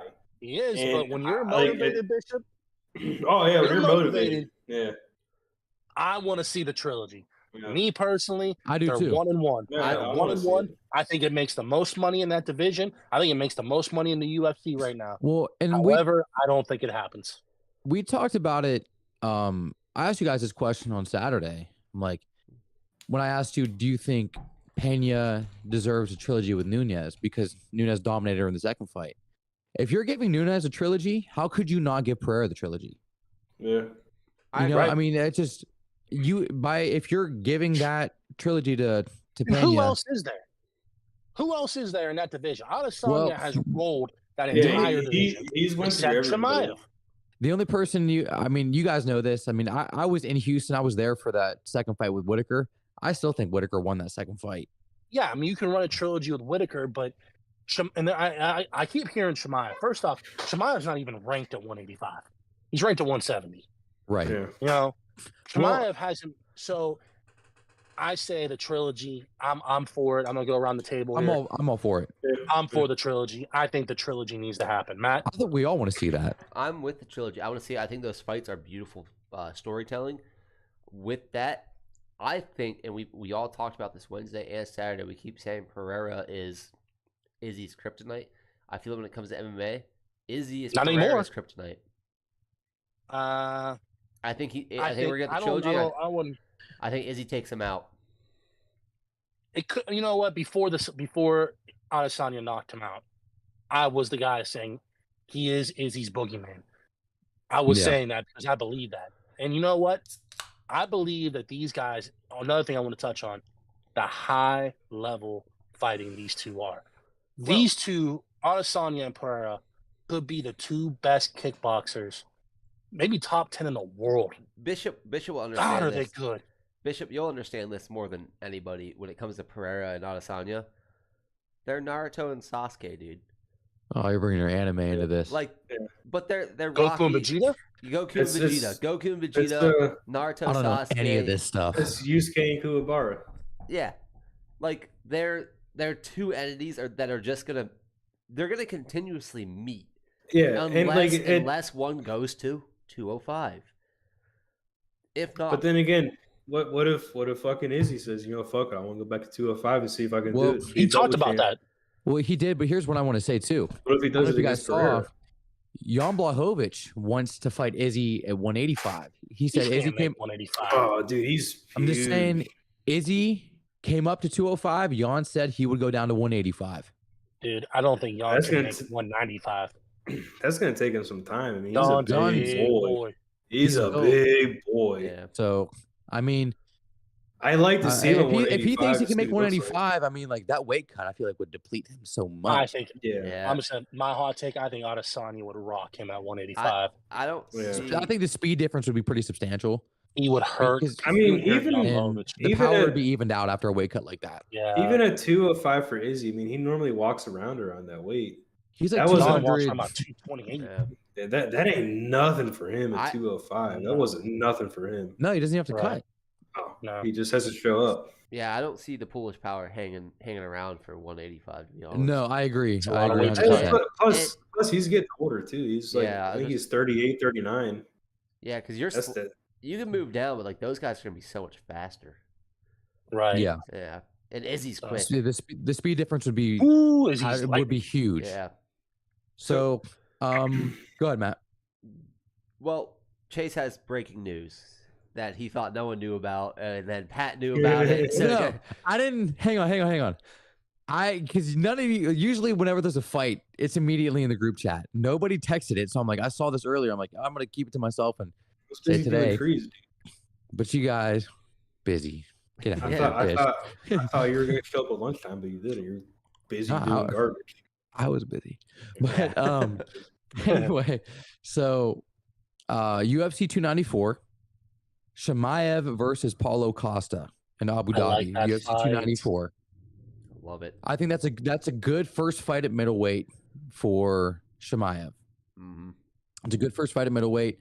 He's gonna, Costa's a big, strong dude. We're gonna see, Shemaev's been able to ragdoll 170. So this is gonna be a very interesting fight. Costa, he throws haymakers, and What's They said he's- Costa's layoff? Been a year and a half? 2 Something years? like that. Yeah, Two he years? hasn't fought in a while. He hasn't fought since Izzy. Or no, No, he Marvin fought- Vettori. Marvin Vettori. Yeah, I was just saying he Right. fought after that. yeah. So Signed I a big mean, ass contract. I know that. who do you think? We'll go around. I'll tell you who I think wins. I'll go quick. We go ahead. Who do you guys think wins? Oh no, Well, we'll Paulo circle back Costa beat around. Luke Rockhold. Yeah, Oh, that was in. That was on the Edwards and Usman card. I think so. Yeah. Okay. Yeah, but who do you guys? Shemaev, Costa. Who do you think? Can I answer real quick? So I got to step away for a second. Yeah. Go ahead. Yes. I'm going to go Paulo Costa, and I'm going to leave it at that. All right. Does he have that Matt dog in him? has- We'll never know. Dog. I'm gonna take Cosmot. Chase. Or no, I'm sorry, Matt. Go ahead, Matt. There's no reasoning behind it. I think Cosmot. He's got Early gut feeling. Yeah, like Paulo's strong and it hits hard, but like he looked like shit against Izzy And Rockhold. and Rockhold. So Cosmot, he's got But they were something to saying prove. the altitude had an effect on a lot of fighters on that card, though, Yeah, with Rockhold and Costa. I'm still gonna take Cosmot. Okay. Pat, what are you thinking? Gut. I'm gonna roll with Chimaev on my gut instinct. I think Chimaev's wrestling. Just gut feeling. We'll definitely see more when the fight gets closer. But first impression, I'm gonna roll with Chimaev because of the Ooh. wrestling. Real quick, we just got breaking news.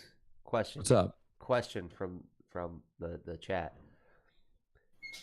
How do you think heavyweights like Tank Abbott, Dan Severn, and other heavyweights from that timeline match up against today's heavyweights? Not good. Not good. Not good. Back It's a in the different day, level of fighter. I'll just A different I think level we of should fighter. leave it just like that. Chase had the best answer. Not good. Not good. so Respect to all of them. heavyweights today More well-rounded. know more shit. They know Yeah. jujitsu. They know high level I boxing. know jujitsu. Back in the day, it was just like, "Whoa." Today, it's like Stipe's a Golden Glove boxer. Yeah. You can't tell me other heavyweights back in the day were outside of No. Ken Shamrock, like, but he's special breed. It would Beat you into a any living of them death. guys, Dan Severn. I love Dan Severn, all them guys. I'm just gonna leave exactly what Chase said. It would not be good. The game has evolved. It would not be a Yeah. good day for you guys. Yeah. But my pick, I'm going Costa because Okay. we saw Burns gave Chimaev just about all he could Problems. handle. Yeah. That's a 170er. I mean, that's a That was- 170-pound guy with, like you said, dynamite in his hands at that weight class. That was Burns honestly able, his first real fight. really. yeah, Mhm. and Burns was able to, give him problems on takedowns. He was able to get back up. He was able to piece him up on the feet, move up another a weight class on a guy that's your size, Yeah. the same weight. Just I think it's going to be a big adjustment for Chimaev. He's not going to be used to that challenge. And I'm saying Yeah. I think he could be very successful in 185, and he could win this fight. I want to be that clear on that. But I think Costa wins. I think that Chimaev, it kind of like Rosas. You think he's going to run through everybody. Chimaev thinks he's going to run through everybody, and I don't like Chimaev. Chimaev. I want to make that clear too. I am not a Chimaev fan. No, I'm not either. I think he's cringy. Just sometimes it's Yeah. like he's like an I'm not either. overhyped, crazy wannabe Khabib.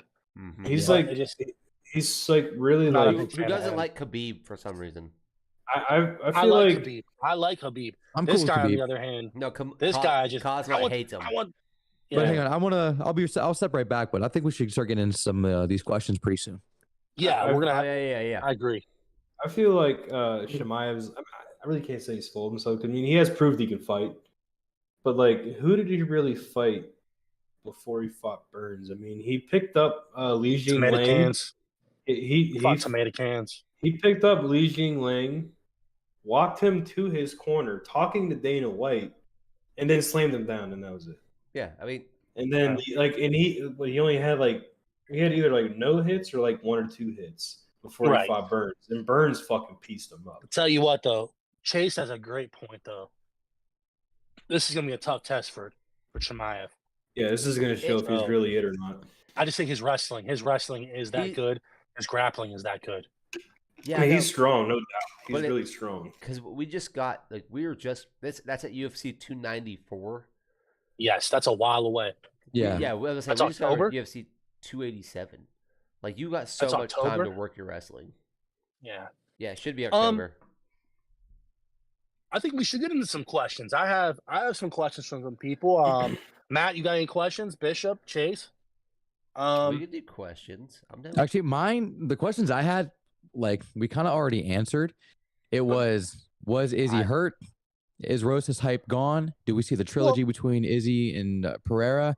And does Burns or Bilal get the next title shot? We kind of answered all that stuff. Let's start. So, Well, Chase, go ahead. We'll start. We'll make them quick. But go ahead, Matt, before you go. I think we should answer them all, but just make them real quick. No, yeah, because here we'll go with my questions.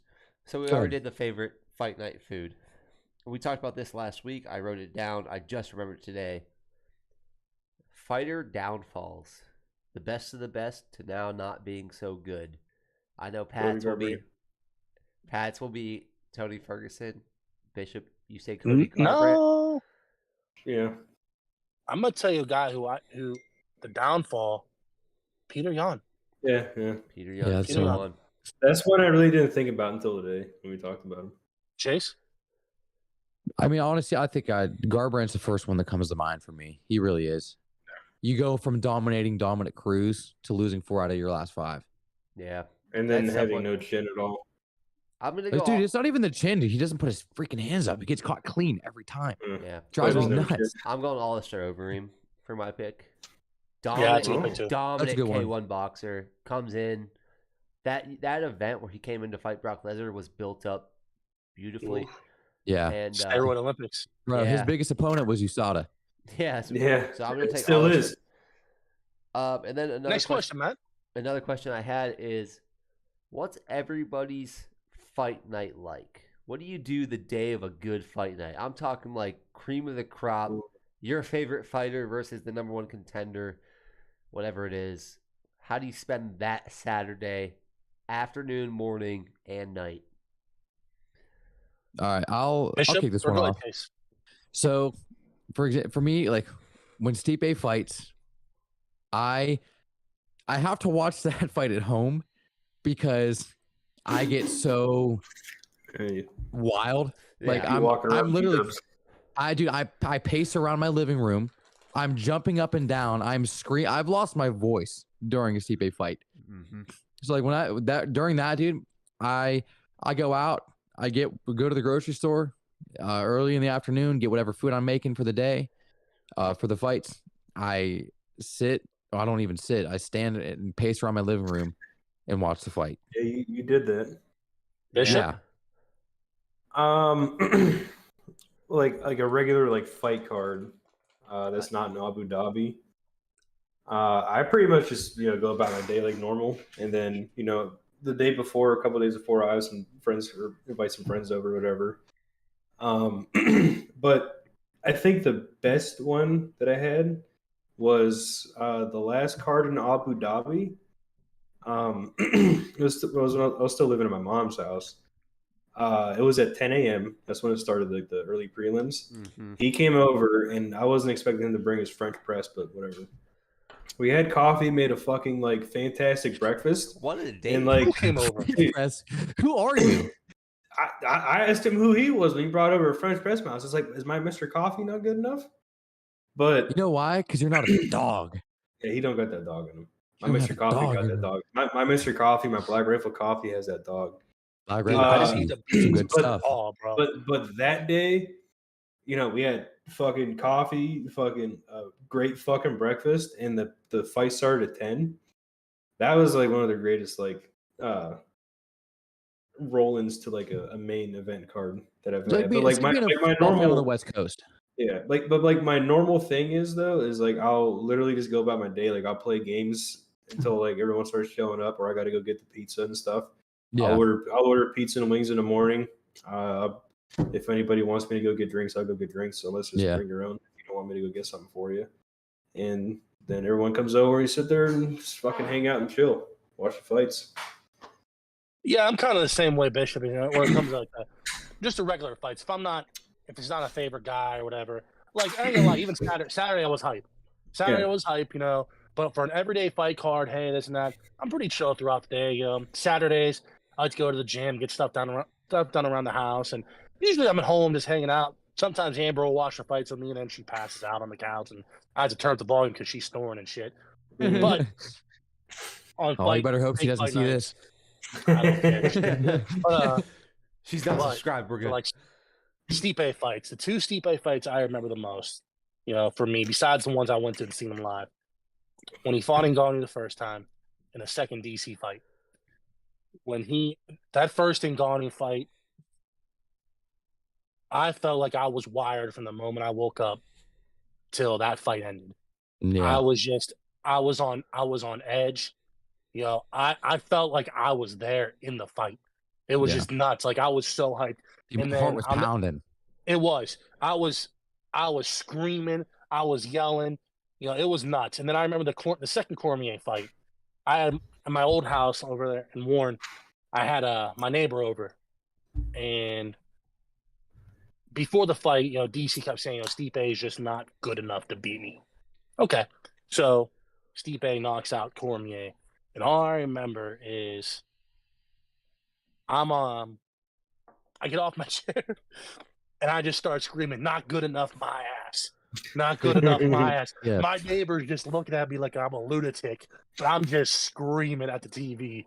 Man, that was insane, dude. That it's hype. Like I'm nervous. I'm on the edge of my seat. It's like I like to watch it by myself or with people that are on the same side as me. But dude, the second Stipe DC fight, I watched in a hotel, and I woke up the people above and below me because I was jumping. I was like, and probably to the sides of me, everybody. I was literally jumping up and down. Yeah, so Matt, what about you? What's your everyday? I'm the same way as Chase, bro. Like if Diaz is fighting, I'm watching that shit in my house, in my game room, by my lonesome. The day of a big fight night, I wake up, I'm like, Chase, go to the grocery store. Whatever I'm cooking for the day, I'm grabbing that. I'm grabbing my snacks, grabbing energy drinks, a couple things. Lifesaver gummies. Yeah, Lifesaver gummies. Gummies. Hit me up, bro. I've been munching on this bag all day. Put him up. But I usually like, cause I can't wait. It's one of those things like, fuck, I can't wait till fucking 10 It takes o'clock. forever. So like, I watch all the embeddeds, the countdowns, old embeddeds, Yeah. old fights. Especially, Yeah. like I said, if a favorite fighter of mine, like when Izzy was fighting this Saturday, I was watching old Izzy fights because I caught up on the embeddeds. Right. And then the fights finally, like this we had a tournament, but like the fights finally start, and I'm just, dude, glued to the fucking Yeah. And, Tunnel vision. yeah, and if it's a really, really, really good card, and you guys will understand this too, I'm watching all of it. Early prelims, Yeah.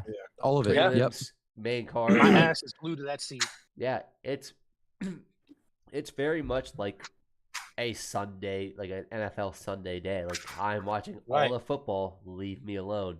And like again, once I step in the game room, I sit down. The fights are on. Don't ask me for shit. Don't text me. Don't call me. Yeah. So my day consists of just getting ready for the fights. Like Yeah. I agree. emotionally Mentally too. preparing yourself. Because I brought this up the Yeah. last time we talked.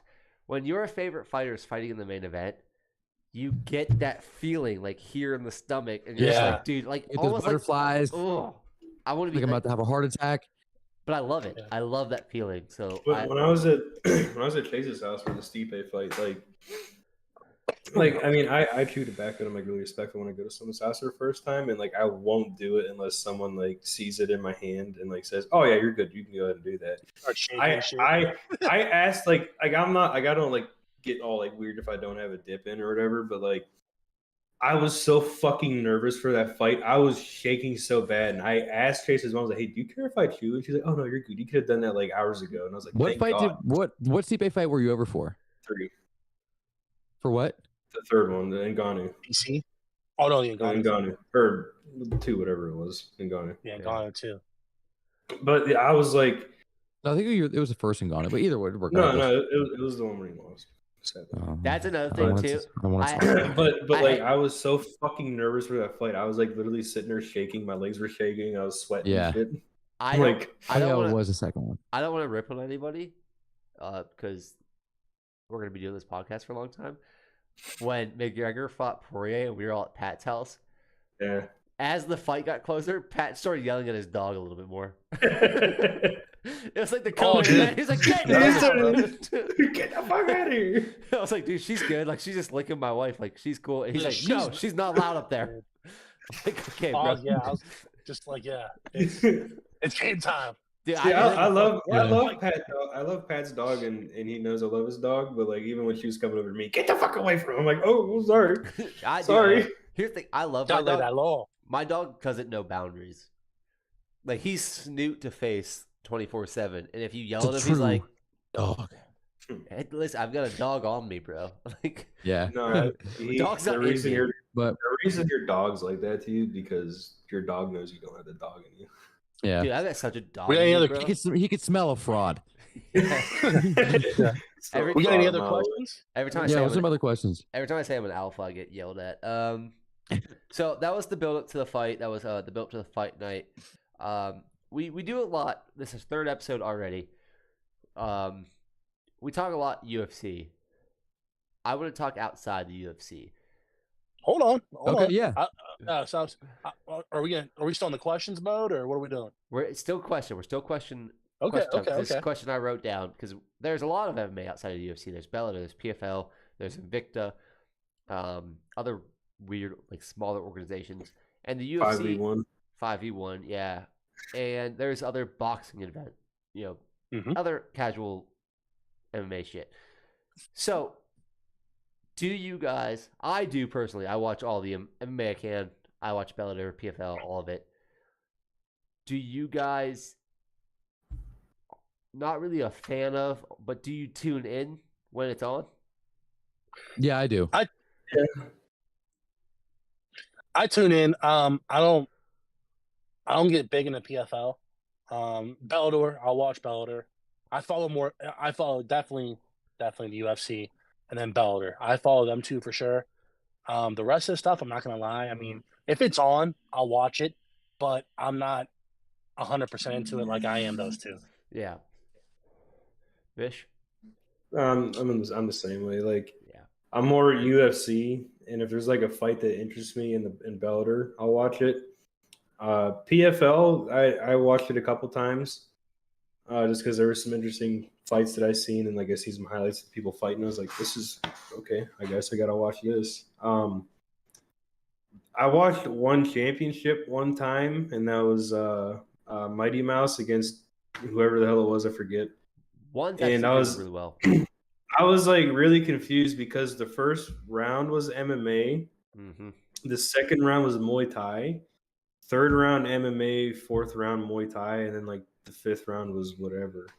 And I was like, this is weird, but it was a good fight. I can't. It was a good fight, and they do a lot of good things, and I've been kind of getting more interested in one championship because they have MMA, Muay Thai, I think kickboxing, Yeah, and and then jujitsu. they got jujitsu, and I think they do like an MMA / boxing kind of thing too. So, go ahead, Chase. Wait, real quick, Matt, for boxing, I just want to throw this out there. So, May 20th, local fighter from the area who Rosenberg. Danny Rosenberger is fighting Nico Ali Walsh, Muhammad Ali's grandson, May 20th in Las Vegas. On the Lomachenko So- undercard, right? It's not Lomachenko, or I don't. At least I I don't thought it think. was. But either way, I forget the main event. But yeah, local fighter, guy that I've trained with and whatnot, and Danny Rosenberger fighting Nico Ali Walsh May 20th in Las Vegas. So that's a big time fight, and I'm excited. And don't be surprised, Team Rosenberger. Just want to Hometown boy. throw some support for my Hope he does it. guy. Which is He does nuts. too. Hope he does it. It's nuts that Chase says that. May 19th, I'm gonna punch Chase in his fucking face. Real quick, Chase, what was the date? May May, 20th? May 20th. Yeah. That is the Lomachenko undercard. Lomachenko versus Haney. Save the Okay. date. Save So- the That's date. big. With big time, man. With that big, and I texted Chase this the other day watching the Caleb Plant fight. Dude, boxing. Listen. If you're listening, boxing, start your And shit this at 3 boxing. p.m. Yeah, just Yeah. boxing overall. Just I don't want to boxing. be up I till 6 can't- a.m. watching the fucking boxing Yeah, card. I'm not doing it anymore. All right. Boxing does a But- poor job promoting their fights. Davis versus Garcia. How massive. That's About a good time. fight. That's a Yeah. big fight. That needs to be promoted more. I mean, you got two killers fighting each other, Two dogs. and one's like the fucking Flash. Two dogs, yeah. About Two time. dogs. Yeah, two dogs. Two Ryan, dogs. two dogs? 100%. Two dogs. I confirm 2 dogs. 100%. Yeah, Okay. and I'm not a boxing fan. Like I don't follow boxing like I follow MMA. I follow MMA. You're not going to tell me MMA news I don't know. Outside of Chase, Right. tell me about the Cosmo fight. Did you know I was fighting this weekend? Are you fighting this weekend? So you didn't know that I news. thought that was May 19th. But No, you didn't. so, anyways, huge fight. I just hope it delivers. Every time the boxing world builds up a fight like this, it goes to decision and it's boring. The problem with boxing is compared to UFC or MMA in general. In boxing, people duck one another. The best don't fight the best. There's too many belts. There's too many weight classes. It's all just a giant cluster. It's hard to follow. And it just gets, at some point in time, it just becomes like, all right, I'm over it Yeah. as a fan. So, but questions. What else we got? So one more question, because I was built off this. Do you guys watch MMA outside the UFC? And we all watch Bellator. We agreed on that. We all, Yeah. so Right. Kind of tune into Bellator. Yep. Are their champions just as good as UFC champions, or are they No. just the B League? They're the B League. Oof. They're the B League. I'm just going to come out and say the truth. They're the B League. There's no hesitation there. Name me a champion from Bellator that can beat a champion in the UFC. Michael I- Chandler, we're all looking at you. I think they're 145. Michael Chandler's in the UFC. Now he Hmm? is, but he went Now. he went to the UFC off a loss. Remember that he Right. lost to Brent Primus. I will say they're 145. They have a double champion. He's 145, 155. I think at 145, I think Patricio Pitbull beats UFC's 145 champ. Volkanovski? Volkanovski? I think so. He's tough, man. No. Tough dude. I was there in person. I No. watched Brian Ortega choke that man to his fucking grave. No. This Telling guy ya. from Bellator is not going to come over here and beat my boy. I think Volkanovski is the best fighter on the planet. Yeah, Wow. yeah. I think he's the best pound for pound fighter. I think he's number one. He You, just you, lost. you want to know what I have else? Go What's ahead. that? I have a lot of respect for Pitbull and Bellator, like you said, 155, 145-pound champ. Tough. Volkanovski will put the muzzle on the Pitbull. Volkanovski will hurt that man. And you That, want to know why?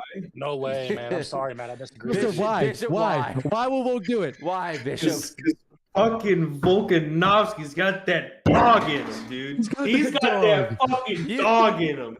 That is an Australian juggernaut. My He's man, got that I'm dog gonna use in him. saying, as my saying with Volkanovski, he comes out to Men at Work and whoops your ass. That's it. Dude, that's I my don't favorite thing.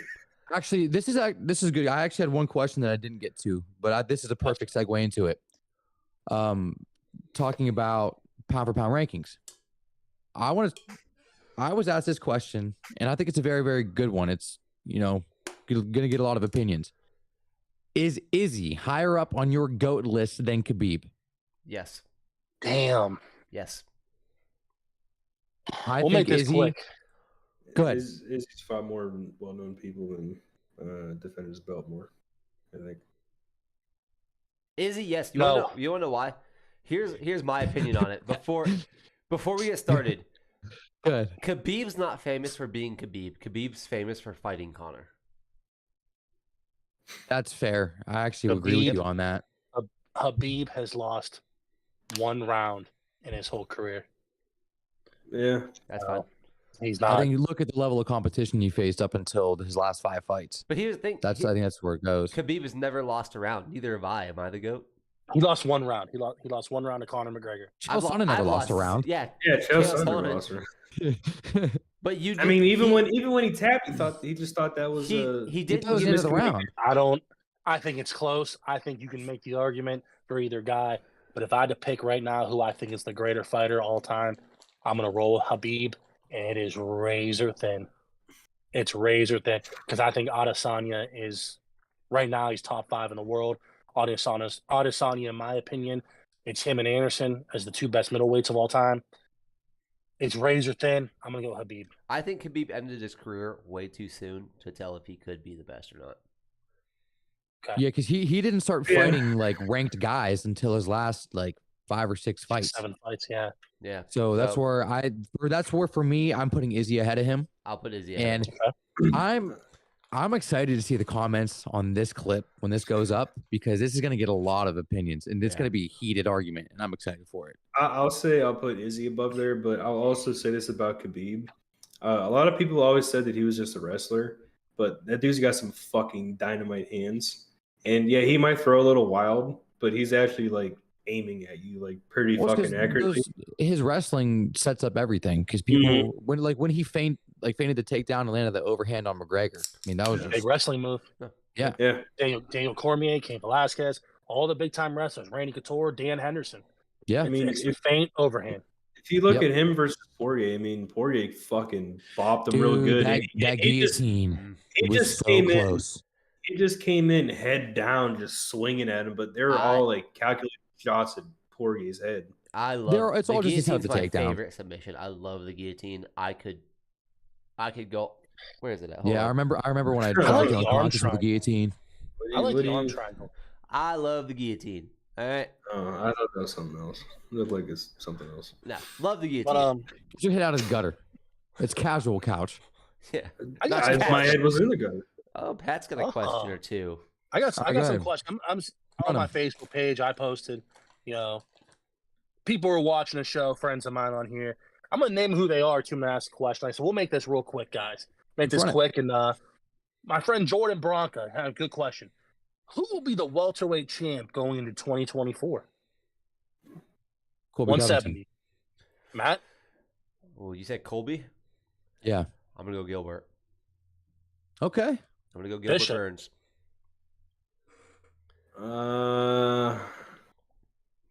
I mean, I think Leon Edwards will beat Colby Covington, and I think if he fights Gilbert Burns, he'll beat him. So I'm gonna go Leon. Okay. Pat, where you at? Pat? I'm gonna rock with Colby Covington. All right. Next question, friend of mine, Anthony Siraki. You know, we've answered this, but just real quickly, does Colby Covington deserve a title shot? Chase? I don't think he's the most deserving in the division. No. I'm gonna go straight up no. Bishop? I am on the same page now. I'm gonna say I'm tossed up, but I'm gonna say yes. I think he does. I want to say this. I would love to see Colby Covington be the champ. That'd be amazing. I would too. Yeah. Oh yeah. So many people all are right. pissed off. They would love it. Yeah. Then Anthony's brother Naz Siraki came up with a good one. What do you guys think is next for Alex Pereira? 205. Chase? I think Dana denies him the trilogy. He moves up to 205, fights Yuri Prochazka. Robert Whitaker. I'm with Chase. Prohaska. Prochazka wants the fight. And that's another thing. Prochazka eats a lot of shots. I think Pereira beats him. Yeah. He's a big ass dude. Who's Jamal Hill gonna fight next? Well, Prochazka he chose to vacate the belt because of his injury because he didn't want to hold up the division. Right. So I would assume I thought It'll that be would Hill. be the fight when he comes back. Yeah. Hill and Prohaska. Go ahead. But Prochazka was calling Alex out at 205, so I don't know. Can I say one quick thing? Go ahead. I really respect what Prohaska did there. He wasn't holding up the division with that's his awesome. injury. Yeah, that's awesome. Yeah. Unlike Yeah. another guy that we Yeah, all for sure. unlike another guy we know, Francis Ngannou. But, 2 fights as a champion. Way to diss him. Yeah. I can see I can see either Pereira gets Jamal Hill for the title shot, or if Prohaska's ready, could be Prohaska. I could see that happening. What a world. I don't see What the trilogy happening. What an MMA world if Prochazka fights Pereira, Pereira wins, and Izzy fights Jamal Hill, and Izzy wins, and we get that fight at 205. Yeah, What a we get world. the trilogy there. That would be something. Dude, the Yeah. storytelling. The final fight at Storytelling. 205, that would be pretty wild. And Next next one. question, a friend of mine, Jason Hendricks. What's next for Kevin Holland if Masvidal remains retired? I do want to say something real quick that caught me. Did Masvidal truly say that he's done? Because I never heard him once say, "I'm retired. I'm done." No, He said- never yeah. put his. Well, he made a statement. He made a statement afterwards, but he never put his gloves down. If someone pointed that out. He made it very clear, like the way he was talking, Yeah. the way he was phrasing it. He's done with the UFC. He does own his own fight organization, a boxing organization. Game bred boxing, yeah. He may fight in that. What's next for Holland? I think it's a top 10 match. It's maybe a top 10 or maybe like a Holland top won, 15 Holland's matchup. 170, right? Yeah, I think Yeah. he's staying there because he was jumping. And that's another thing. He was jumping back and forth between welterweight and middleweight. He couldn't pick a weight class. Now I think he's found his home at 170. He's got a new focus. I think you give him a top 10 matchup. I I mean, can see a top 10. at welterweight, What I'm are gonna see the rankings? rankings real quick. That's what I'm gonna check. He's right not now. even ranked. No, he's He's not. not. Holland's son. What about Thought he was ranked. What about Vicente Luque? I was just about to say that. That's a fun fight, man. Holland That's a versus really Luque. fun- I think that's my pick. I'm gonna go Holland Luque. I like that. That's a fun I'll fight. double down. That's a Fun great for fight. everybody. Luque's never been in a boring fight. And the last question I have, friend of mine, Zach Dinishak. Jones versus Stipe. Do we think the fight's gonna happen? All right, hang on. I'm running with this because I told you on Saturday. I said this. I don't think this fight's gonna happen.